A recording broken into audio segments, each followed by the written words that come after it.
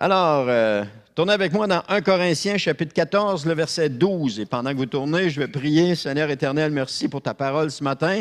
Et je te prie vraiment, Seigneur, que tu puisses nous parler. Encore une fois, tu nous apprends des choses et on prie, Seigneur, que tu puisses continuer de nous apprendre afin que nous recevions davantage de toi.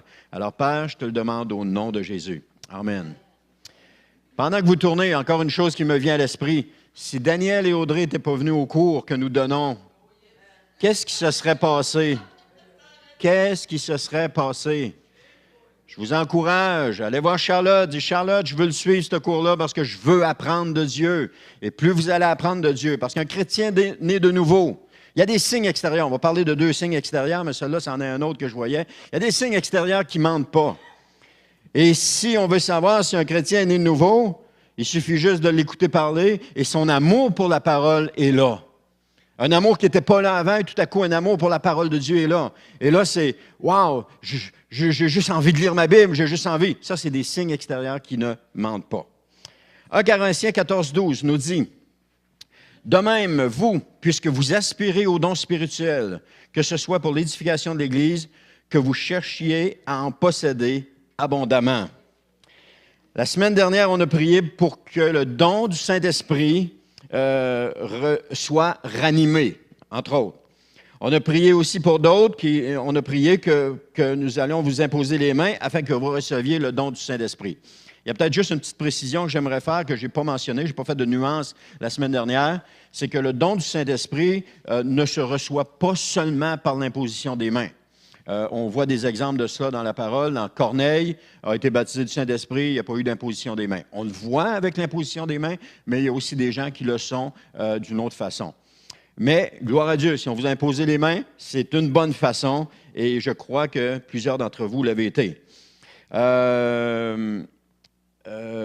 je sais que pas plusieurs, mais que tous ceux qui étaient ici ont eu le don ranimé et ont eu le don du Saint-Esprit.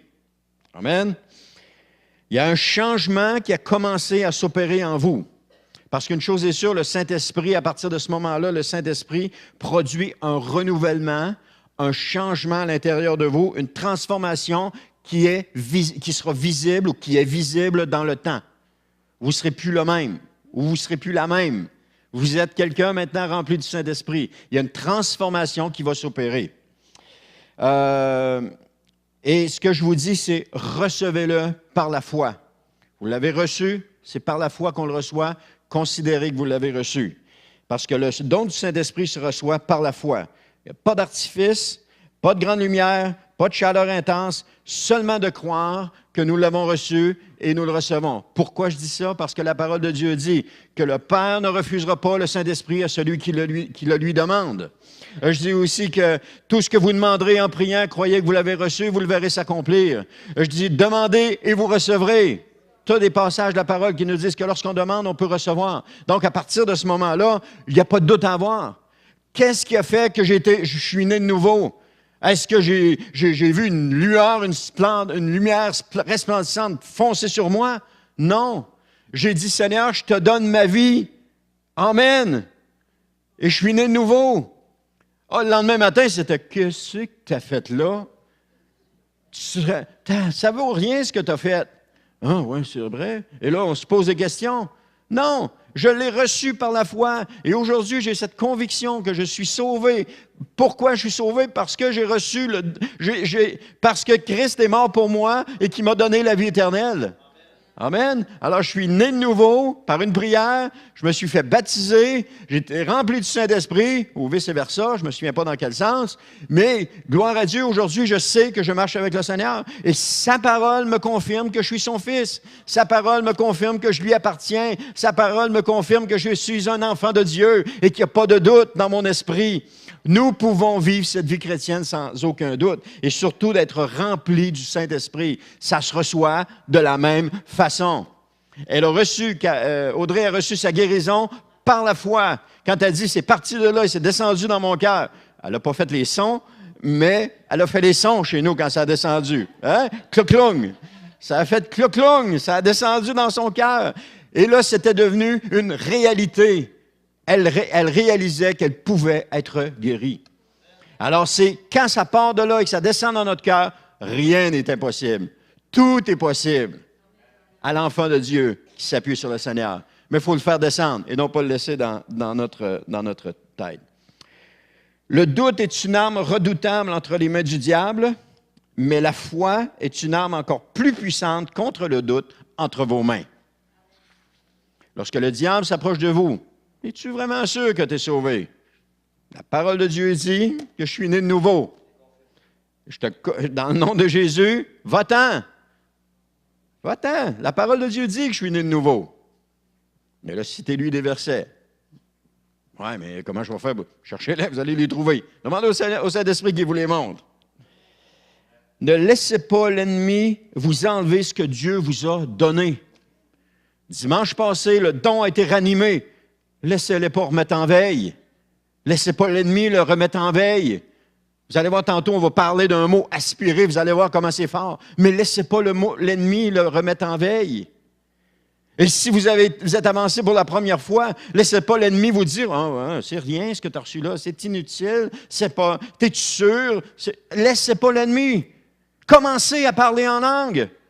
Attendez pas que le plafond s'ouvre, que le ciel s'ouvre, puis que le Seigneur vous regarde d'en bas. Ça se fera pas. Ça se fera pas. Ouvrez votre bouche et parlez.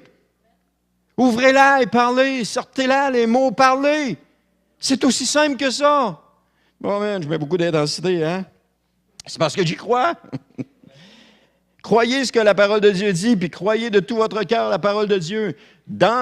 C'est pas écrit les sentiments ou comment est-ce que les gens, ça se manifestait, mais une chose est sûre, lorsque les gens ont prié pour eux, il y avait deux choses qui se produisaient. Il y avait le parler en langue et la prophétie. On voit ça dans Acte 19 quelque chose. On va en parler plus loin. Donc, maintenant, il y a un mythe à corriger. Certaines personnes, certains chrétiens, partout en général, croient à tort que les manifestations du Saint-Esprit en rapport avec le don du Saint-Esprit est hors de son contrôle. On pense que quand on reçoit le Saint-Esprit, on perd tout le contrôle. Et que là, on fait n'importe quoi sous prétexte qu'on est rempli du Saint-Esprit. Ils croient que le Saint-Esprit prend possession de la personne et qu'elle perd complètement le contrôle. L'Esprit de Dieu ne prend pas possession d'une personne. L'Esprit de Dieu vient habiter dans la personne. Et ça, c'est différent. Un démon va prendre possession d'une personne. Mais un démon ne prendra pas d'une personne remplie du Saint-Esprit.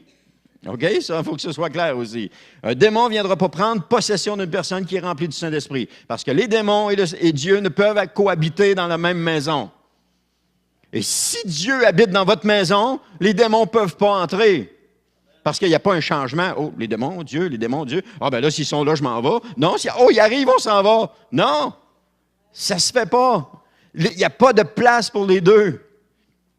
Parce que là où est la lumière, les ténèbres fuient. On va tout fermer les lumières, là. Puis après ça, on va les allumer. Vous allez voir, les ténèbres, ils ne restent pas. Ils fuient. Alors, c'est la même chose. Les ténèbres fuient. Donc, ils croient ils sont persuadés que les langues, la prophétie et autres vont se produire sans qu'elles n'aient à faire quoi que ce soit. Je suis désolé, mais vous avez besoin d'ouvrir votre bouche, d'agiter votre langue et vos cordes vocales. Parce que si vous n'ouvrez pas votre bouche, il va sortir mais si vous n'agitez pas votre langue et vos cordes vocales, il ne se passera rien. Alors, vous avez besoin de les agiter. Comme si le Saint-Esprit allait prendre possession de leur corps et qu'il allait faire ce qu'il veut de cette personne. Et ça, c'est faux. Jamais le Saint-Esprit ne va faire ça. Jamais il va prendre possession. On a eu dans le passé des expériences comme ça où est-ce que les gens se sont mis à faire le chien, à faire la poule, à japper, à faire des mouvements comme si le Saint-Esprit prenait possession d'eux. Je m'excuse, mais ce n'est pas des manifestations spirituelles. Ce n'est pas de Dieu. Parce que le Saint-Esprit n'agit pas de cette façon dans le corps d'une personne. Une personne reste normale, mais elle est remplie de joie. Elle est remplie de la présence de Dieu. Elle est remplie de la puissance de Dieu. Jésus au désert n'a pas crié, il n'a pas dansé, il n'a pas sauté, il n'a pas rien fait. Il a juste parlé à Satan à 3 reprises et il a fui. C'est tout ce qu'il a fait. Il n'a pas eu besoin de faire des incantations, il n'a pas eu besoin de s'ouvrir les veines, rien de ça. Il n'a pas eu besoin de japper, de faire la poule ou de se tortiller par terre ou de faire « Alléluia ». Il n'a pas eu besoin de faire ça. Ça, des choses de même, c'est qu'on perd le contrôle. C'est pas de même qu'est l'Esprit de Dieu. C'est pas de même qu'il agit. Jésus, prenez l'exemple de Jésus, il n'a jamais fait des choses de même où les gens, oh monsieur, les gens font un saut quand tout à coup, ils te lâchent une phrase qui n'a pas rapport ou qu'ils te lâchent un cri qui n'a pas rapport. On ne voit pas ça dans la parole. On ne voit pas les apôtres nous raconter, oh, Jésus s'est exclamé d'une telle puissance que la foule entière a sursauté. C'est pas écrit. On ne voit pas ça. Gloire à Dieu. On était, ça va être enregistré, mais c'est pas grave. On était en Israël, puis il y en a qui ont vu le film. Et à un moment donné, on est dans la chambre haute et, alléluia, on était en train de prier, chanter pas fort parce qu'on s'était fait avertir qu'on ne pouvait pas chanter. Et tout à coup, on entend « Alléluia! » Tabarnouche! Tout le monde a fait un saut! Tout le monde! Là, si t'étais là, est-ce que c'est de Dieu? Elle disait que, ben là, le Saint-Esprit, quand il descend sur elle, il prend possession d'elle. Mauvaise réponse. Le Saint-Esprit n'agit pas de cette façon-là. Amen. Croire cela est un mensonge du diable qui ne veut pas que vous manifestiez. Non, c'est quoi je disais? C'est ça. C'est que le Saint-Esprit n'agit pas de cette manière. Puis croire que c'est comme ça qu'il agit, c'est parce qu'il ne veut pas que vous manifestiez les dons que vous avez reçus. Comme par exemple de parler en langue ou ces choses-là. C'est un mythe. Ce n'est pas ainsi que ça se passe. C'est pas comme ça que c'est démontré dans la parole de Dieu. Je vais vous donner quatre commentateurs qui disent à propos de 1 Corinthiens 14, 32. Vous êtes toujours dans 1 Corinthiens. Allez voir le verset 32 qui nous dit, on va rester dans Corinthiens, 32 qui dit « Les esprits des prophètes sont soumis aux prophètes ». Est-ce qu'un prophète a plusieurs esprits? Non, il y a plusieurs prophètes, donc il y a plusieurs esprits, ce qui veut dire que les esprits des prophètes sont soumis aux prophètes. MacDonald va dire dans son commentaire, je vais vous le lire textuellement, « Ce verset énonce un principe de la plus grande importance. En lisant entre les lignes, nous avons l'impression que pour les Corinthiens, plus un homme était rempli de l'Esprit de Dieu, moins il exerçait le contrôle sur lui-même. Ils estimaient qu'il se trouvait en extase et que par conséquent, comme le déclare Godet, plus le prophète parlait sous l'inspiration de l'Esprit, moins son intelligence et sa conscience intervenaient. Il pensait que lorsqu'un homme était sous l'emprise du Saint-Esprit, un homme n'est pas sous l'emprise du Saint-Esprit, il était réduit à la passivité, ne pouvait plus contrôler son discours, sa durée, ses actions en général. Le verset 32 dément catégoriquement une telle conception.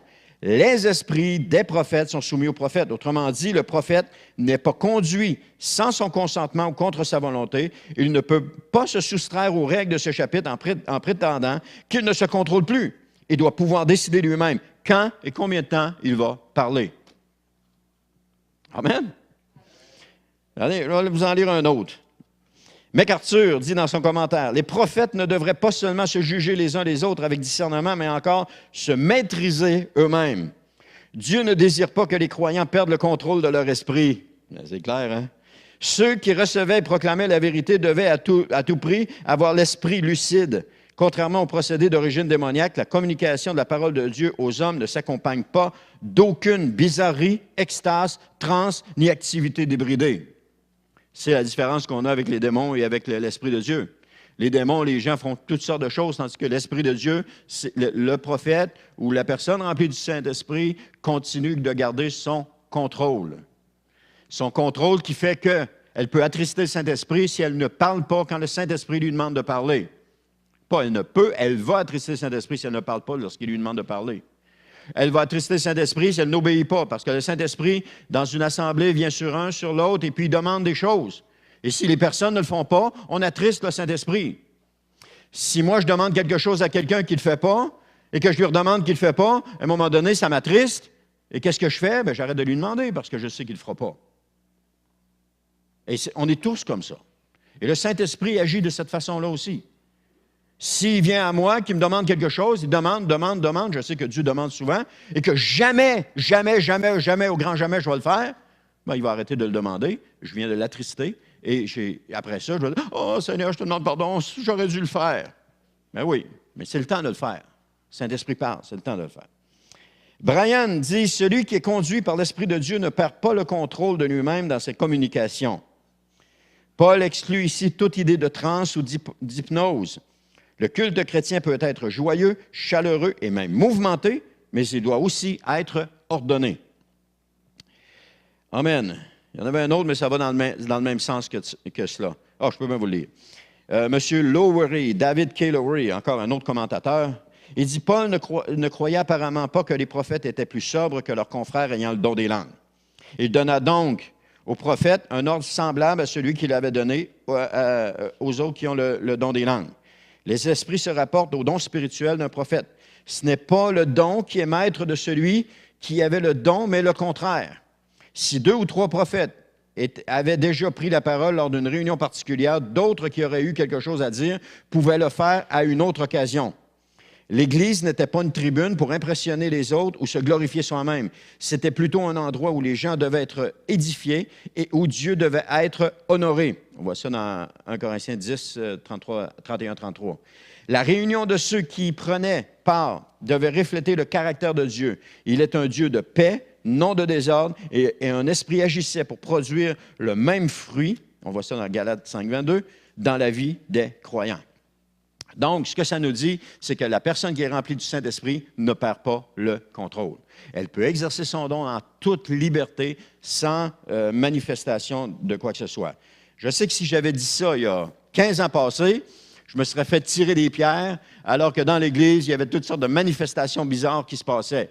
Mais je n'ai jamais cru à ces manifestations-là. Et je rends gloire à Dieu qui nous ait protégés de cela, dans les églises où on a passé, qu'on a été, que les pasteurs avaient vu les choses et qui nous a protégés de ces choses-là. Parce que j'aurais peut-être embarqué là-dedans et j'aurais cru que c'était de Dieu. Mais l'Esprit de Dieu n'agit pas de cette façon. Vous recevez une parole de Dieu, ce n'est pas quelque chose qui est... Quand je reçois une parole de Dieu, ce n'est pas quelque chose qui va me faire perdre le contrôle. Au contraire, Seigneur, il faut que je parle, il faut que je dise ce que j'ai à dire, il faut que je le fasse. Et ça ne me fait pas perdre le contrôle. Donc, si les esprits des prophètes sont soumis aux prophètes, comment expliquer que le Saint-Esprit prenne le contrôle de mon corps, de ma bouche, sans mon consentement? L'esprit est soumis. Les esprits sont soumis aux prophètes. Ils ne peuvent pas. Alors, c'est un non-sens et un mensonge du diable. Nulle part dans le Nouveau Testament, on voit cet état de fait que la personne. Là où on le voit, c'est quand ils sont possédés de démons. Le père qui amène son fils à Jésus, qui dit que le démon le prend, puis qu'il l'agite, le fait écumer et le jette dans le feu. Il n'était pas rempli du Saint-Esprit. Donc, la différence, elle est là. On la voit là. Lorsqu'Agabus a parlé à Paul, Agabus avait toute sa tête. Quand on parle, il dit, garde, Paul, il a pris sa ceinture, il s'est attaché les mains et les pieds, il dit, garde, ils vont t'amener à Rome, c'est ça qu'ils vont faire avec toi. Il n'a pas commencé à faire quoi que ce soit d'autre, il a dit les choses. Paul, Pierre, Jean et d'autres étaient des hommes qui étaient remplis du Saint-Esprit. Nulle part, nous ne notons que ces hommes ont perdu le contrôle d'eux-mêmes lorsqu'ils ont reçu le Saint-Esprit. Lorsqu'ils ont reçu le Saint-Esprit, je parle de Pierre et de Jean, à la Pentecôte, ils n'ont pas perdu le contrôle d'eux-mêmes, se sont mis à parler en d'autres langues. Des langues que les gens qui venaient, c'était la fête des tabernacles, la fête des tabernacles, c'est ça. Et les gens venaient de partout du territoire, ça parlait toutes sortes de langues, toutes sortes de dialectes. Et qu'est-ce qui s'est passé? Ces gens-là entendaient parler les apôtres dans leur propre langue. Ce n'étaient pas des apôtres qui étaient en transe, et qu'importe l'image qu'on peut se faire, ce n'était pas ça. Ils avaient tout simplement le don spirituel du parler en langue qu'ils ont reçu au baptême du Saint-Esprit. Est-ce que Jésus entrait en transe sous la puissance du Saint-Esprit? Eh bien, je crois qu'on a notre réponse. J'ai jamais rien vu de cela. Et pourtant, s'il y en avait un qui avait toute la plénitude du Saint-Esprit, c'était Jésus. Nous n'avons pas toute la plénitude. On veut ça, on vise ça, on se dirige vers cela, mais nous l'aurons seulement et uniquement lorsque nous aurons nos corps glorieux. Mais en attendant, nous n'avons pas toute la plénitude. Oui, le Saint-Esprit habite en nous, mais l'Esprit qui habite en nous est le même Esprit qui habitait en Jésus.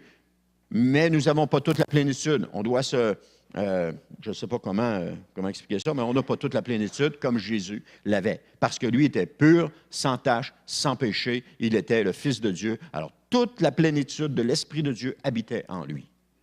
D'ailleurs, il était capable de savoir ce que les gens pensaient avant même qu'ils le disent. Il était capable de savoir comment ils allaient agir avant même qu'ils agissent. Donc, il avait toute la plénitude. Nous, on ne sait pas toujours ce que les gens pensent avant qu'ils nous le disent. Maintenant, qu'est-ce que je dois faire avec ça? Avec le baptême du Saint-Esprit que j'ai reçu. Qu'est-ce que je dois faire? Il y a 2 manifestations de base qui se produisent le plus souvent lorsqu'une personne est remplie du Saint-Esprit. Je dis bien des manifestations de base. Ce sont les premiers signes que l'on voit apparaître. La première, il parle en langue, ou prophétise et parle en langue. Ça dépend. C'est les 2 choses qu'on voit. Et pourquoi? La question que je peux poser, c'est comment les apôtres, comment est-ce qu'ils ont fait pour choisir des gens qui étaient remplis du Saint-Esprit s'il n'y avait pas de manifestation extérieure? Quand on voit les apôtres qui disent « Choisissez parmi vous 7 hommes qui soient remplis du Saint-Esprit ». Comment est-ce qu'ils ont fait pour savoir qu'ils étaient remplis du Saint-Esprit s'il n'y avait pas de manifestation extérieure? Ils leur ont demandé « Es-tu rempli du Saint-Esprit? »« Ah oui, je le suis. » OK? Mais il n'y a pas de manifestation extérieure. Il ne l'est pas. C'est aussi simple que ça. Noir et blanc, c'est clair, c'est pas la même couleur. 1 et 2, c'est clair, c'est pas le même chiffre. Un homme et une femme, c'est clair, c'est pas le même sexe. C'est clair. Alors, s'il n'y a pas ces manifestations de parler en langue ou de prophétie, il n'y a pas de baptême du Saint-Esprit. Et nous devons le rechercher, le baptême du Saint-Esprit. On ne peut pas être des chrétiens qui vivent sans le Saint-Esprit. Parce que si nous vivons une vie chrétienne sans Saint-Esprit, nous vivons une religion. L'Église catholique est pleine de gens qui ne vivent pas le Saint-Esprit.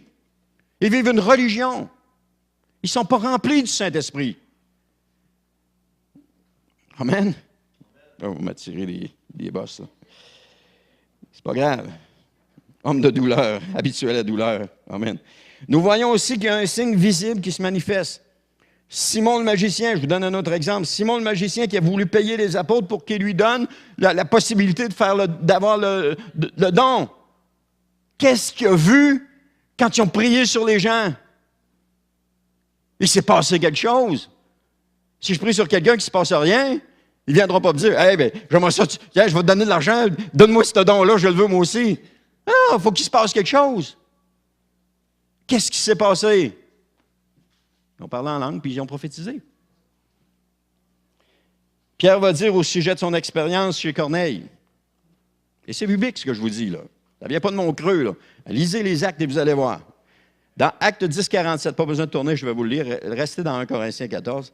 Acte 10, 47 qui dit, peut-on, c'est Pierre qui dit ça, peut-on refuser l'eau du baptême à ceux qui ont reçu le Saint-Esprit aussi bien que nous?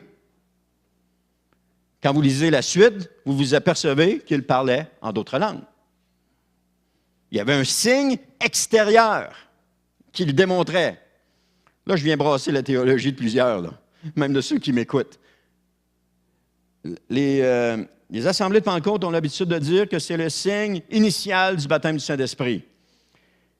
J'ai ressorti mon travail que j'avais fait quand j'étais au collège biblique en 2006 sur la question qui était posée, c'était est-ce que le travail qu'il nous demandait de faire, c'était de démontrer si le signe initial du baptême du Saint-Esprit était de parler en langue, oui ou non. Alors moi, j'ai choisi le non. J'ai dit, je vais lui prouver que c'est pas ça. Mais quand je relisais ça cette semaine, parce que ça m'intriguait, 2006, je faisais pas mal plus de fautes qu'en 2017, je peux vous le dire, 2018. Mais quand je le lisais, je me disais, Caroline Debine, c'est peut-être pas le signe initial, parce que c'est le signe initial qui m'a accroché. C'est peut-être pas le signe initial, mais c'est un signe extérieur. C'est un signe extérieur qui nous démontre que la personne est remplie du Saint-Esprit. Et il essayait de me l'expliquer quand j'ai fait mon entrevue pour avoir mes lettres d'accréditation. Et je leur disais, non, c'est pas le signe initial. Là, ils se sont mis à 3 sur moi pour essayer de me le faire en gober. J'ai fini par dire, bon, OK, c'est correct. Je voulais avoir mes cartes, mes lettres, mais quand même. Mais, foncièrement, je croyais pas que c'était le signe initial. Mais aujourd'hui, j'ai la certitude que c'est un signe extérieur visible. J'ai cette certitude-là. Ça peut être un signe initial si on veut aussi. Anyway, c'est un signe visible extérieur qui nous démontre que la personne est remplie du Saint-Esprit. Alors, Si je pose la question à quelqu'un, es-tu rempli du Saint-Esprit, mais que je ne l'entends jamais ni prophétiser, ni parler en langue, pour moi, il n'est pas rempli du Saint-Esprit. Oh, là, matin, alors demandez au Seigneur si vous êtes rempli du Saint-Esprit. Demandez-lui. Parce que c'est des signes extérieurs qui nous le démontrent. Je peux-tu prendre votre exemple? Quand Audrey et Daniel ont reçu le baptême du Saint-Esprit dans leur maison, la première chose qu'ils ont fait, c'est qu'ils se sont mis à parler en langue. Puis ils n'ont aucune idée de ce que c'est. Aucune idée. Elle revient chez nous, elle dit « Ouais, on a reçu le baptême du Saint-Esprit, puis j'ai parlé en langue. » Ah oui? Daniel aussi. Elle dit à Daniel, il faut que tu goûtes à ça, c'est bon. Daniel, elle a pris pour Daniel, puis Daniel, maintenant, il s'est mis à parler en langue. Regarde, c'est comme ça. Alors, comment pouvons-nous savoir si les gens sont remplis du Saint-Esprit sans une démonstration physique extérieure? Comment les apôtres ont pu savoir comment les gens qu'ils allaient choisir pour le service étaient remplis du Saint-Esprit? 4 questions que je vous pose. Comment Pierre a-t-il reconnu que la famille de Corneille venait de recevoir le Saint-Esprit? Et comment les gens ont-ils pu savoir que les 120 venaient d'être remplis du Saint-Esprit dans la chambre haute? Ils ont tous un même point dénominateur. Comment je disais ça tantôt? Une manifestation physique extérieure qui nous permet de voir à l'intérieur. Alors, ces 4 questions ont tous la même réponse. Hein, je viens de vous la dire. Maintenant, qu'est-ce qu'on doit faire avec ça? Mettre notre don en pratique et ne pas le laisser se mettre en veille. Parler en langue. Parler en langue. C'est aussi simple que d'ouvrir la bouche et de laisser aller des syllabes et parler en langue. Parce que l'apôtre Paul, on va en parler une autre fois, mais l'apôtre Paul nous dit que celui qui parle en langue s'édifie lui-même. Alors, si vous voulez être édifié dans le Seigneur, parlez en langue. Celui qui prophétise édifie l'Église. L'Église, pour être édifiée, elle a besoin des prophéties, elle a besoin d'entendre ce que Dieu dit à travers telle ou telle personne. Maintenant, mettre son don en pratique. 1 Corinthiens 14, 15. Vous pouvez regarder avec moi. Qui nous dit, que faire donc? C'est Paul qui parle. Il dit, je prierai par l'Esprit, amen, mais je prierai aussi avec intelligence. Je chanterai par l'Esprit, mais je chanterai aussi avec l'intelligence. Vous êtes capable de chanter en langue aussi. Ça vous édifie. Ça vous élève. Ça vous fait grandir. Je me souviens des moments où est-ce que les enfants étaient jeunes, et puis ma femme, elle disait, « Tu ramasses-tu la vaisselle ou tu lui fais prendre le bain? » Je choisissais souvent la vaisselle, surtout quand il avait mangé du spaghetti, la chaise haute était pleine, elle débordait, on le sortait, bien, elle s'en allait dans le bain avec. La chaise haute débordait, on a des photos de cela à la maison. Et pendant que je mettais les assiettes dans le lave-vaisselle, que je ramassais à la table, je chantais en langue. C'était un moment béni. Après ma journée de travail, j'arrivais à la maison, je chantais en langue. C'était un moment béni. Anne était bénie, elle était avec les enfants, elle prenait le bain quand ils sortaient, ils venaient me voir, on les essuyait, on les mettait en pyjama. C'était des bons moments. Mais ces moments-là, je le chantais en langue. Et je n'ai jamais perdu cette habitude-là. Je chante encore en langue, je prie encore en langue. Et c'est nécessaire. Chantez et parlez en langue aussi souvent que vous le pouvez. Et demandez au Seigneur de se servir de vous dans la prophétie. C'est aussi simple que ça. Je souhaite voir une Église où les dons spirituels sont mis en pratique et non pas retenus pour quelque raison que ce soit. Ce n'est pas un esprit de timidité que le Seigneur nous a donné, on l'a vu la semaine dernière, mais un esprit de force, de puissance et de sagesse. Ce n'est pas un esprit de timidité qu'on a. Et vous vous souvenez que timidité voulait dire lâcheté. Ce n'est pas un esprit de lâcheté que le Seigneur nous a donné. C'est un esprit de puissance, de force et de sagesse. Amen. Et c'est le signe extérieur d'une Église qui démontre aux autres que le Saint-Esprit est présent. Il démontre que le Saint-Esprit est présent dans l'Église lorsqu'il y a prophétie et message en langue. Et si vous voulez voir l'Esprit de Dieu agité, répondez oui lorsqu'il vous interpelle. Donnez un message en langue. Donnez une prophétie. Et c'est la preuve que l'Esprit de Dieu est dans l'Église. S'il n'y a pas ça, ça n'a rien qui nous démontre que l'Esprit de Dieu est là. On peut le croire, on peut le penser, on peut l'accepter, on peut dire « Oh, le Saint-Esprit est là », mais je n'ai rien entendu. Ce matin, il était là. Elle n'est pas là, Monique? Elle doit être à la garderie, elle m'entend. Monique, elle a obéi au Saint-Esprit ce matin. Elle est venue mettre la main sur mon épaule ce matin. Puis ce qu'elle a dit, c'était drôlement bénissant. Elle a obéi au Saint-Esprit. Il a dit, fais ça. N'est pas toute la semaine prochaine mettre la main sur mon épaule, là. Mais je veux dire, dites-le. Retenez pas ce que le Saint-Esprit vous donne. Ça fait des années que je vous dis la même chose. Retenez pas ce que le Saint-Esprit vous donne. Lâchez-le, sortez-le, dites-le. C'est important. Parce que c'est ça qui démontre que la présence du Saint-Esprit dans une église.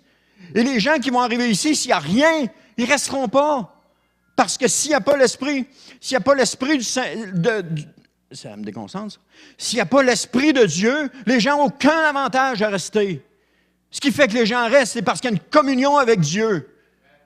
Si quelqu'un donne un message en langue, la Bible dit que le message en langue est un message pas pour les incroyants, mais pour les croyants. OK? Parce que le message en langue, il y a quelqu'un d'autre qui va l'interpréter. Amen. Mais elle dit que la prophétie n'est pas pour les incroyants, mais pour les croyants, mais pour les incroyants. Parce que quand quelqu'un traverse la porte, qui entre ici, qui a une parole prophétique qui est donnée, son cœur est complètement dévoilé. Oh, qu'est-ce qu'il dit? C'est la parole qui nous le dit. Dieu est vraiment parmi vous. Mais si personne parle, Dieu n'est pas là. Qu'est-ce qui fait croire à cette personne que Dieu est parmi nous? C'est parce qu'il y a une parole prophétique qui est donnée, son cœur est dévoilé. Son cœur est dévoilé. Et il faut faire la différence entre des paroles prophétiques, des paroles d'encouragement, des paroles... c'était quoi l'autre? Des paroles d'exhortation, mais des paroles de connaissance. Il faut faire la différence. Il faut démêler ça. Et pour les démêler, il faut lire. Il faut lire sa parole. Il faut demander au Saint-Esprit de nous éclairer. Amen. Maintenant, le chapitre 14, on va le lire tantôt. Ah, c'est ça, je vais continuer. Le chapitre 14 1 Corinthiens va nous dire à 3 reprises, au verset 1, verset 12 et verset 39, « Aspirez ». Ce n'est pas une suggestion, mais un impératif. Aspirez. Parce que la passivité n'a jamais rien apporté à une personne. Jamais. Pour qu'une personne puisse recevoir, il lui faut demander. Si elle ne demande jamais, elle ne recevra jamais. C'est aussi simple que cela. Ah, je te l'aurais donné si tu l'avais demandé. Mais pourquoi tu ne l'as pas demandé? Pourquoi tu ne l'as pas donné pareil? Non, j'attendais que tu le demandes. Si tu ne le demandes pas, tu ne l'as pas.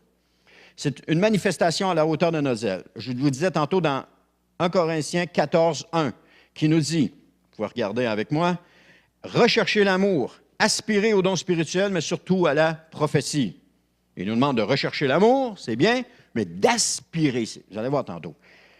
14, 12, il dit, « De même, vous, puisque vous aspirez, bon, dans un premier temps, il dit recherchez l'amour puis aspirez. Un peu plus loin, il dit maintenant, puisque vous aspirez aux dons spirituels, que ce soit pour l'édification de l'Église, que vous cherchiez à en posséder abondamment. Or, j'ai déjà le don d'encouragement, je n'ai assez. Non, d'en posséder abondamment. Vous pouvez toutes les avoir si vous voulez. 1 Corinthiens 14, 39, ainsi donc, frères, aspirez aux dons de prophétie et n'empêchez pas de parler en langue. Ça, c'est un conseil qu'il donnait à l'Église. Aspirer maintenant, ça vient du mot zélou, Z-E-L-O-O, qui nous a donné, en français, notre mot zèle. Il signifie brûler de zèle, bouillir d'envie, désirer sincèrement. Ah, je le veux! Toutes mes pensées sont là, je le veux! Toutes mes pensées, tout ce que je fais, c'est parce que je le veux. J'aspire à ça. Si vous saviez comment j'ai aspiré à me retrouver ici, vous n'avez aucune idée comment j'ai aspiré à me retrouver. Le temps, ça a pris du temps, mais j'aspirais à cela. Je brûlais c'est quoi les mots?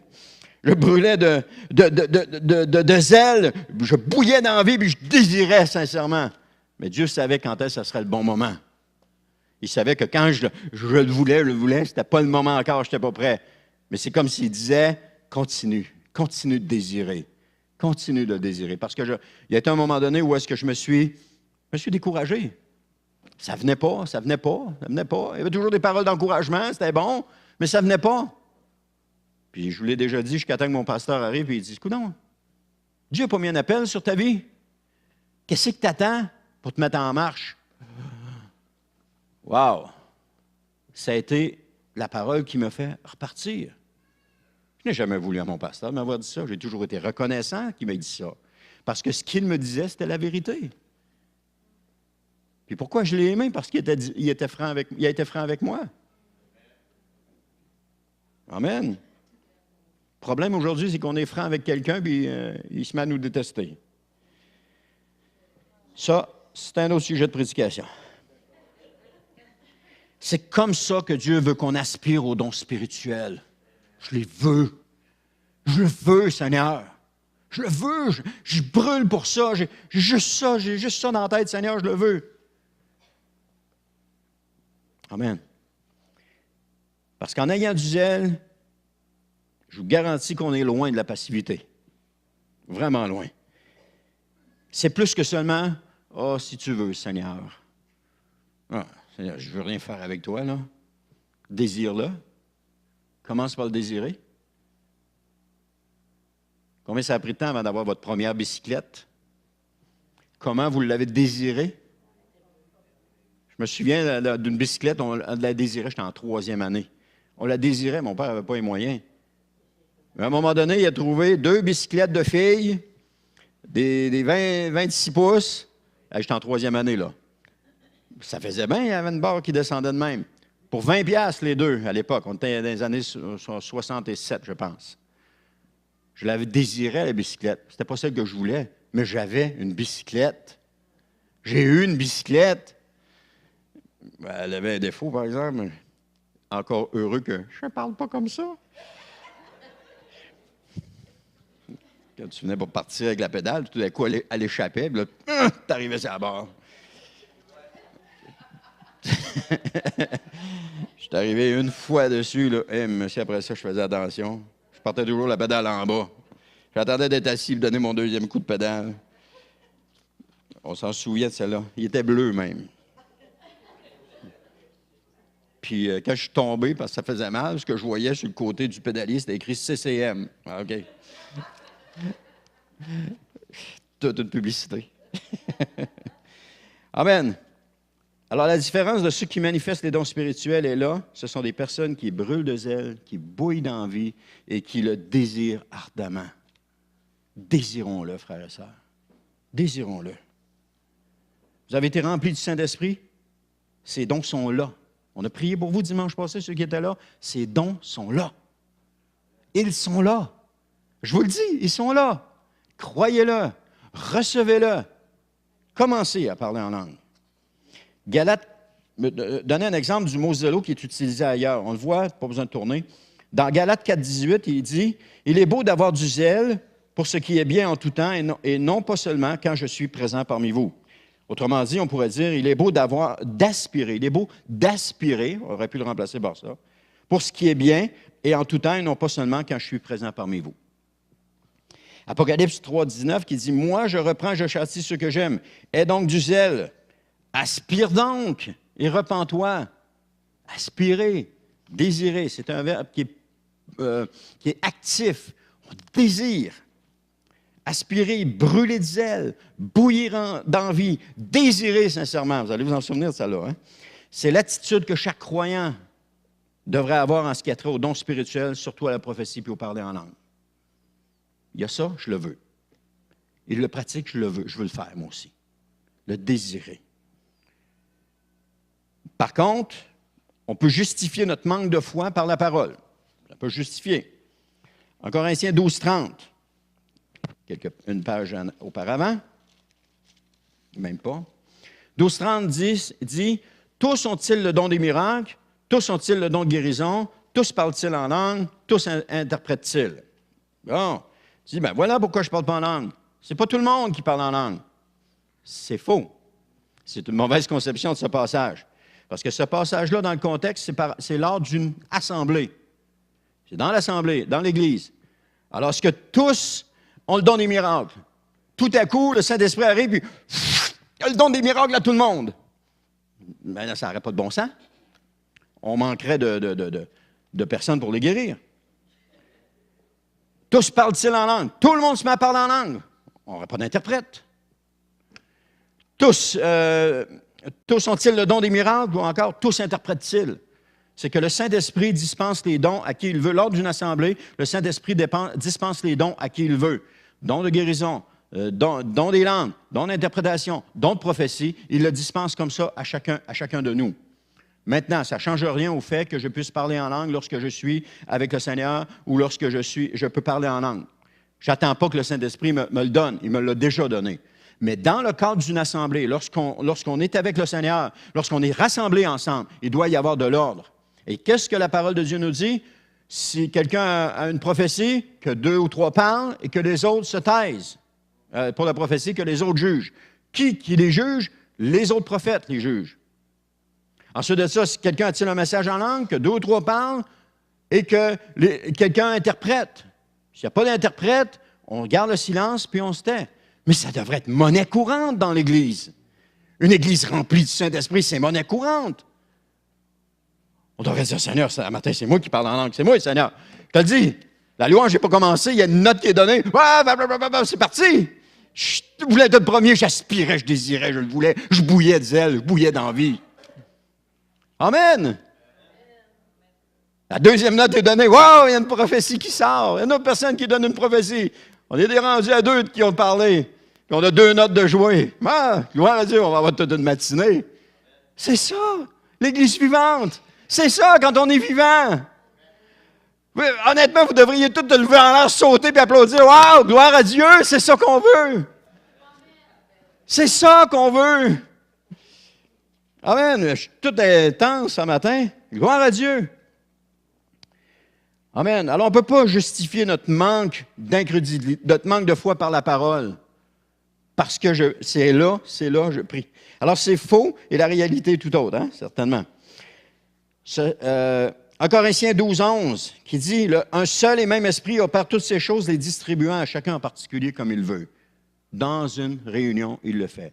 Lorsque vous êtes avec quelqu'un, si vous arrivez, vous parlez en langue remplie du Saint-Esprit, vous avez du zèle, vous arrivez à quelqu'un, vous lui parlez en langue, il va dire « Coudon, il est fou, je ne comprends rien de ce que tu dis. » C'est vrai. Parlez-lui dans une langue intelligible pour qu'il comprenne. Ça, c'est la moindre des choses. Mais par contre, quand vous parlez avec quelqu'un, le Saint-Esprit peut vous donner une parole d'encouragement, soit le discernement des esprits, soit une parole de sagesse. Amen. C'est ça que l'Esprit de Dieu fait. Il agit de cette façon. Vous n'avez pas idée, dans les cours qu'on fait avec en semaine, pas idée comment le Saint-Esprit se sert de nous et comment il nous bénit. Vous n'avez pas idée. Il se sert d'une parole de sagesse, tantôt d'une parole d'encouragement. On vit toutes sortes de choses, mais gloire à Dieu. C'est tellement bon. Parce qu'on reçoit de la part de Dieu. On reçoit de la part de Dieu. Allez voir Charlotte. Dis-lui, Charlotte, je veux m'inscrire dans un cours. Ah ouais, c'est des choses de base. Ouais, puis, c'est bon de se les rappeler. Moi-même, je l'ai fait, puis je me rappelle les choses, puis c'est bon de se le rappeler. Parce que ça nous édifie, ça nous fortifie. Et même si c'est des choses de base, le fait d'être assis avec 2 autres personnes, si vous êtes un couple d'assis avec 2 autres personnes en train de discuter autour de la table de la parole de Dieu, c'est déjà un plus dans la vie de chacun. Un plus que le Saint-Esprit apporte. Amen. Alors, tantôt je parlais, hein, tous ont-ils le don de guérison, tous interprètent-ils, etc., etc. Verset 1 Corinthiens 14, 31 nous dit, puis je vous demande comment on peut expliquer ce passage, « Car vous pouvez tous prophétiser successivement, afin que tous soient instruits, que tous soient exhortés. » Il n'y a pas de demi-mesure avec la parole de Dieu. Autant que nous sommes ici, nous pouvons tous prophétiser. Je pourrais vous en sortir une drette là. Ça brûle à l'intérieur de moi. Ça brûle. Parce que le Seigneur nous veut parler. Dieu veut parler à son peuple. Et comment est-ce qu'il va parler à son peuple? À travers nous. Si Monique n'était pas venue me voir, je n'aurais pas entendu ce que Dieu avait à me dire. Et c'était une parole encourageante. Et si elle n'était pas venue, je ne l'aurais pas entendu. Est-ce que vous comprenez l'impact? L'impact que ça a. que si personne ne parle, nous ne recevons rien. Dieu veut parler. Dieu, il bouille de zèle. Il désire ardemment parler. Mais il a choisi de parler à travers la voix de ses prophètes, à travers la voix des gens. La preuve, la parole de Dieu est inspirée d'un couvert à l'autre. Quand je dis « Oh, je reçois une parole de Dieu dans la Bible », qui l'a écrit? Dieu lui-même? Non, il s'est servi de quelqu'un. Parfois, c'est dans un Samuel, parfois, c'est dans les Nombres, parfois, c'est dans un Corinthien. Un auteur a écrit quelque chose et Dieu parle à travers ce qui a été écrit. C'est ce qui fait que la parole de Dieu est vivante. Dieu parle. On me dit, Dieu ne me parle pas. Dieu parle. Tantôt, Dieu parle tantôt d'une manière, tantôt d'une autre. On ne finit jamais le verset, mais nous n'y prenons point garde. Prenons garde, regarde comment Dieu parle. Dieu parle, nous parle à travers les hommes. Ne rejetez pas ce que les hommes ont à dire, parce que Dieu parle à travers les hommes. Ça, c'est comme l'histoire, vous la connaissez sûrement, de l'inondation. Le gars a prié, il dit, « Seigneur, sauve-moi de l'inondation. » Alors l'eau a commencé à monter, il est rendu à l'eau aux chevilles, puis il continue à prier, « Seigneur, sauve-moi de l'inondation. » Il y a un premier bateau qui arrive. Et il dit, « Tu veux-tu embarque, on va te sortir de là. »« Non, non, non, non, le Seigneur va me sauver. » Là, il se ramasse l'eau à la taille. « Seigneur, sauve-moi de l'inondation. » Il y a un deuxième bateau qui arrive. Il dit, « Est-ce que tu veux-tu embarquer? »« Non, non, le Seigneur va me sauver. » Là, il est rendu accroché après une pancarte d'arrêt-stop, puis il y a l'eau là. Puis il dit, « Seigneur, sauve-moi de l'inondation. » Il y en a un troisième qui arrive. Il dit, « Tu veux-tu embarquer? »« Non, le Seigneur va me sauver. » Finalement, il se noie et puis il meurt. Quand il arrive en haut, il dit, « Seigneur, pourquoi tu ne m'as pas sauvé? » Et je te l'ai demandé. Le Seigneur dit, « Je t'ai envoyé 3 bateaux, puis tu ne les as pas voulu. » Alors le Seigneur parle à travers les gens. Il parle à travers les gens. Il envoie des circonstances, il envoie des choses pour nous parler. Mais il parle à travers les gens. Et si les gens ne parlent pas, Dieu ne parle pas.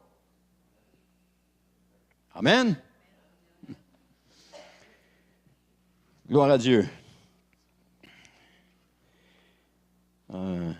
Alors, comment, nous l'avons dit, un chrétien rempli du Saint-Esprit manifeste premièrement, on fait une petite récapitulation, manifeste premièrement 2 dons. 1, le parler en langue. 2, la prophétie. Ce sont des signes extérieurs.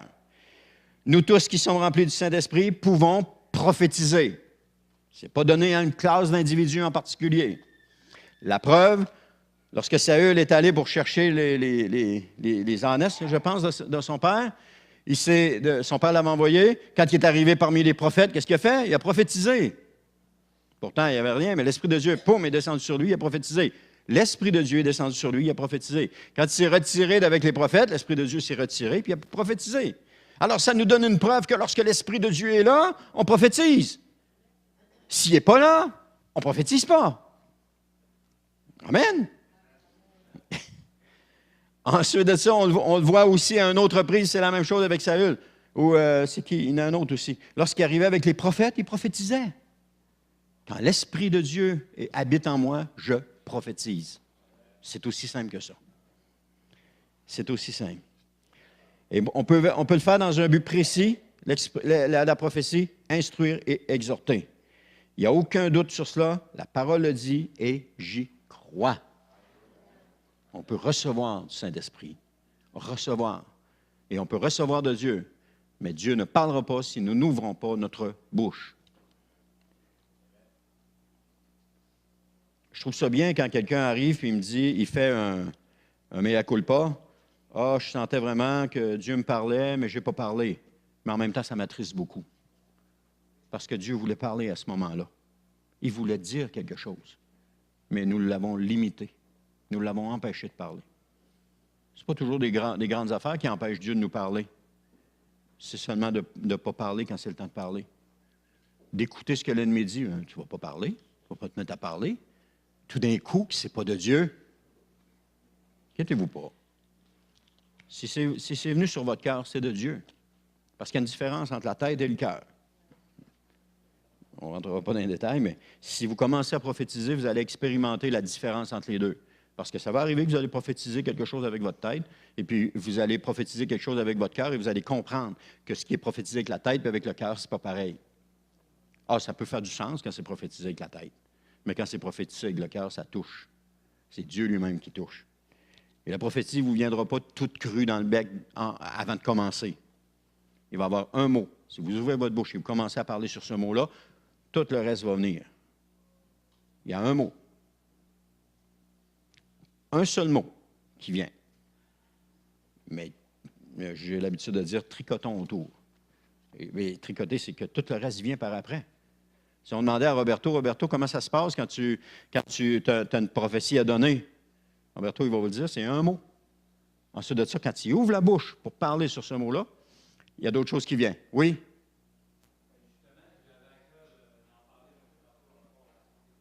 OK? OK, parfait. Tu viendras en avant, vu que c'est... Amen. Puis oui, c'est bien que tu viennes d'en parler, parce qu'Olivier aussi avait une parole pour quelqu'un, puis on va le faire. Et demandez au Seigneur une parole pour quelqu'un ce matin. Permettez à Dieu de parler. Une parole pour quelqu'un, une parole pour l'Église, viendra en avant, on va le faire. Oh, c'est gênant. Est-ce que Dieu est gêné de parler? Non, il n'est pas gêné. Alors, Nombre 23, 19, Dieu n'est point un homme pour mentir, ni un fils d'homme pour se repentir. Ce qu'il a dit, ne le fera-t-il pas? Ce qu'il a déclaré, ne l'exécutera-t-il pas? Ce qu'il a déclaré ici, il va le faire. Il n'est pas un homme pour mentir. Ce qu'il a déclaré dans sa parole, il va le faire. Ce qu'il dit, il le fait. Alors, quand il dit qu'il revient bientôt, c'est qu'il revient bientôt. Son bientôt n'est pas notre bientôt. Des fois, Anne, je dis à Anne, je vais aller faire un petit somme, 5 minutes. Ah, elle dit, c'est bien 5 minutes, ça va durer une demi-heure. Oui, mais j'ai dit, mes 5 minutes n'ont pas la même longueur que les tiens. Les tiens ont à peu près 1 minute. Ces 5 minutes durent à peu près 1 minute, tandis que les miens durent 30 minutes. Donc, on n'a pas la même 5 minutes, la même notion de 5 minutes. Mais tu sais, quand tu fais un somme, tu ne vois pas passer le temps. Alors, ce qu'il a dit dans sa parole, ce qu'il a déclaré, et dans sa parole, il va exécuter ce qu'il a dit dans sa parole. Croyez-le, soyez-en convaincus. Il va le faire. Alors, ce matin, on veut le faire, ça. De recevoir des paroles pour des gens. Mettre en pratique. Laissez Dieu nous parler. Et si c'est quelque chose que Dieu ne vous a pas dit, ça n'aura pas d'impact dans la vie des gens. C'est pas plus compliqué que ça, puis ça ne fait pas plus mal que ça. Si c'est conforme à la parole de Dieu, il n'y a pas de mal à l'entendre. Si ce n'est pas conforme, bien là, on corrigera après. Mais si c'est ce que Dieu a dit, ça va avoir un impact dans la vie des gens. Il va y avoir quelque chose qui va se passer. Alors, vous ne le verrez pas. Vous allez peut-être le savoir juste dans 3 semaines ou dans 1 mois que ça a béni quelqu'un en particulier dans l'Assemblée. Amen. Alors, j'aimerais